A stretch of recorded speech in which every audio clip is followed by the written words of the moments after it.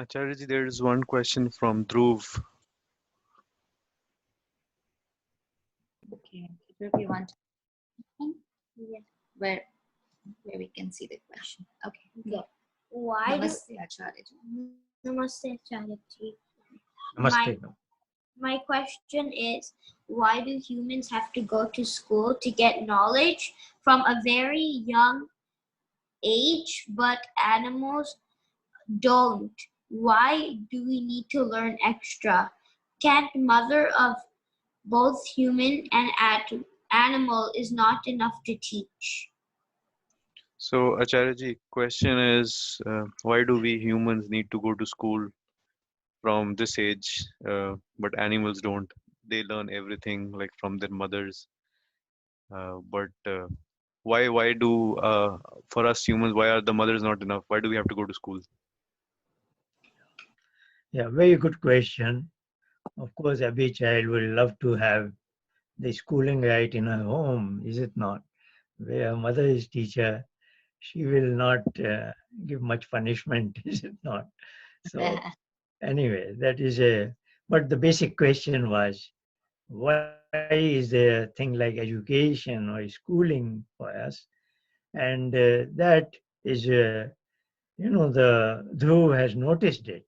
One thing that animals don't go through the process of education, is it not?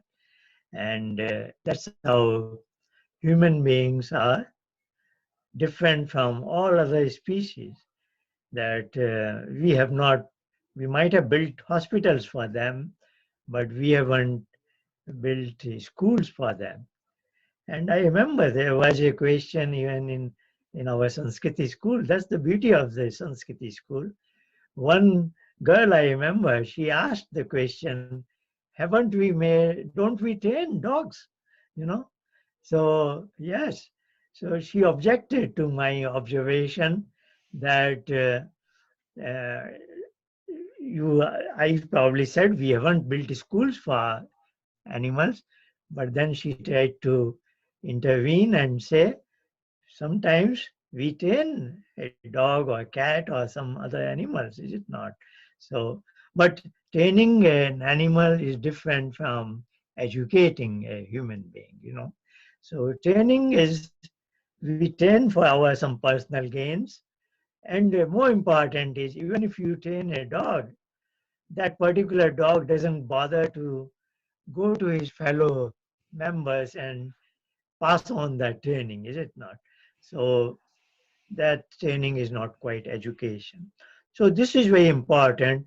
Education is something, a new facet of human life, which is missing in animals and species. So that's where the answer is that we always have the choices, right and wrong, and we have to make the choice. We have to go on the right choice and forget about the wrong choice. Animals, the way they have been designed or programmed, you know, so to say, they are born with the necessary education they need in their life. Is it not? So take it that way, as if Ishwar is the designer. He makes the program in their mind. In a dog's mind, there is a whole program of how a dog has to function in all sorts of circumstances. And that program that the dog is born with, we call it as dog's instinct. That is where the word comes instinct from, that is very natural for them to behave in a particular circumstance in a particular manner. We are also born with some instinct, very few of them, but most of our behavior falls under the category of intellectual functioning. What is intellectual functioning? Where we have more than one choice, two or more, multiple choice. And then we are evaluating, thinking, if I do go for choice one, what will happen? If I go for choice two, what will happen? Like about at 10:30, you had a choice whether to join the Sanskriti school class or not. Is it not? So you thought, should I join? If I join, what will happen? If I don't join, what will happen? Then you evaluate, no, I think it's good that I should benefit from that session, is it not? So, you are always evaluating these choices. So when you evaluate this choice, you have to have the right knowledge, is it not?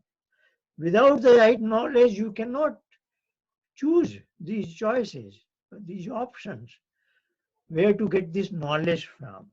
So we have a powerful intellectual faculty. We call it buddhi or intellect. That is a necessary tool we have because we have much less of instinct. We have much less of instinct that is compensated by this powerful intellect, is it not? But as a child, even a little child, 2 months, 2 years old, he has that intellect, buddhi. But the buddhi is not allowing him to make good choices because he doesn't have the knowledge. So knowledge and intellect are two different things. Look at them as intellect is like an engine and knowledge is the fuel that goes into engine. Without fuel, the engine does not run, is it not? So is true with the intellect.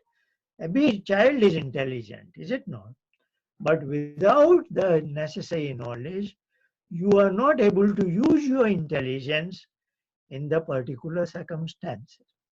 Now, this transmission of knowledge from one human being to another is called education, where one human being who has the knowledge transmits some pieces of knowledge to another human being. That is called education.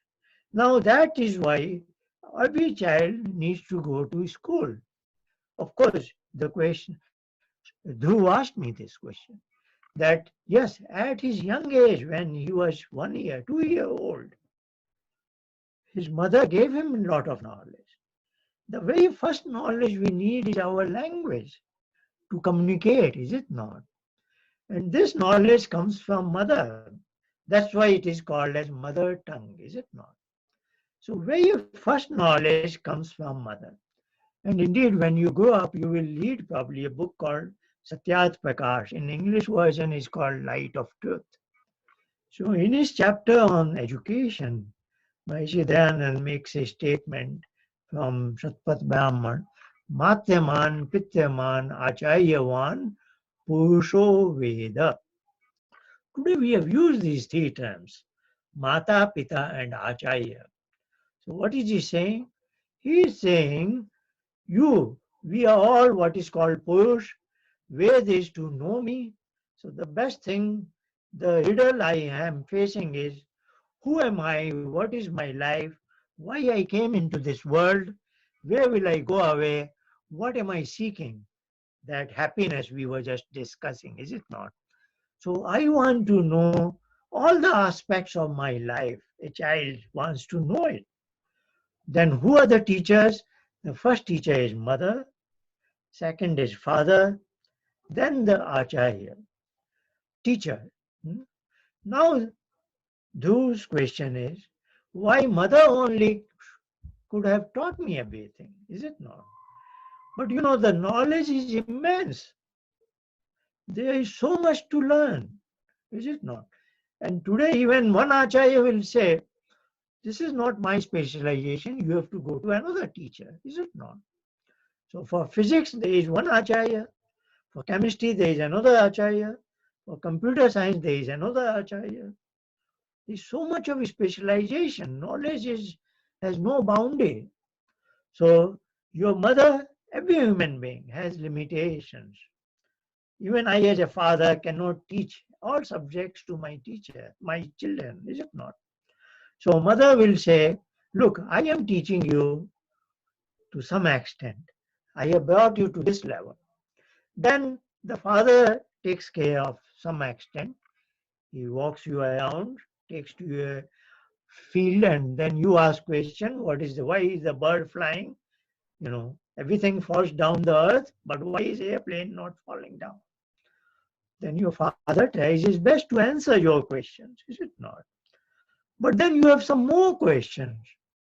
Neither your mother nor father can answer that. So then they say, okay, you go to a school and so on and so forth. So this is an unending process. Even after the highest degree, you will realize there is much more to know.